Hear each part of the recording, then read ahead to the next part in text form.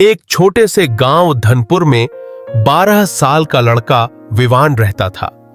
घर बहुत गरीब था, टूटी झोपड़ी, फटे कपड़े, मां बीमार और पिता मजदूरी करते थे। हर दिन का संघर्ष सिर्फ इतना था कि पेट भर जाए। लेकिन विवान का दिल बहुत साफ था। वह हमेशा दूसरों की मदद करता था। एक दिन वह जंगल में लकड़ियां इकट्ठी कर रहा था कि उसे एक पुराना टूटा हुआ कुआं दिखाई देता है। अचानक कुएं के अंदर से धीमी रहस्यमयी आवाज आती है, मुझे आजाद करो, मैं तुम्हें खुशियां दूंगा। विवान डरता है, लेकिन जिज्ञासा के कारण वह नीचे झांकता है। कुएं की गहराई में उसे एक चमकती हुई चीज दिखती है, एक पुराना सोने जैसा जादुई दीप। वह उसे बाहर निकालकर साफ करता है और उसी क्षण पूरा जंगल चमकीली रोशनी से भर जाता है। दीप से एक विशाल लेकिन दयालु जिन्न निकलता है। मैं जफीर हूं, 700 साल से इसमें कैद था। तुमने मुझे आजाद किया है, इसलिए मैं तुम्हारी 3 सच्ची इच्छाएं पूरी करूंगा। विवान खुशी में भर जाता है। वह तुरंत सोचता नहीं, बल्कि अपने परिवार की हालत याद करता है। वह कहता है, मेरी पहली इच्छा मेरी मां पूरी तरह ठीक हो जाए। जिन्न अपने हाथ घुमाता है, जादू की चमक फैलती है। घर पहुंचकर विवान देखता है कि उसकी मां पहले से भी ज्यादा स्वस्थ और खुश है। वह इसे चमत्कार समझकर जिन्न का आभार मानता है। अब गांव में सूखा पड़ा था। कुएं सूख चुके थे, फसलें नष्ट हो गई थीं। गांव वाले दुखी थे।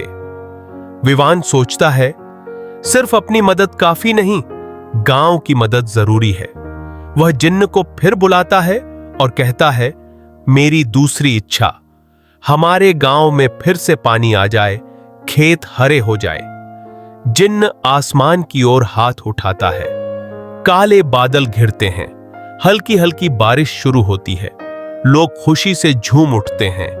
सूखे खेत हरे होने लगते हैं और गांव में जीवन वापस लौट आता है। लेकिन गांव का एक लालची जमींदार भैरव यह सब देख रहा था। उसे विश्वास हो जाता है कि विवान के पास कोई जादू है। वह दीप पर कब्जा करने की योजना बनाता है। रात के समय वह अपने गुंडों के साथ विवान के घर में घुसता है और दीप चुरा ले जाता है। जैसे ही दीप जाता है, जिन्न भी गायब। विवान जागता है तो दीप गायब पाकर रो पड़ता है, लेकिन हिम्मत नहीं हारता। वह जमींदार के आदमियों के पैरों के निशान देखते हुए घने जंगल में पहुंचता है। अंधेरा, डरावनी आवाजें, लेकिन विवान अपने जिन्न और अपने गांव के लिए आगे बढ़ता है।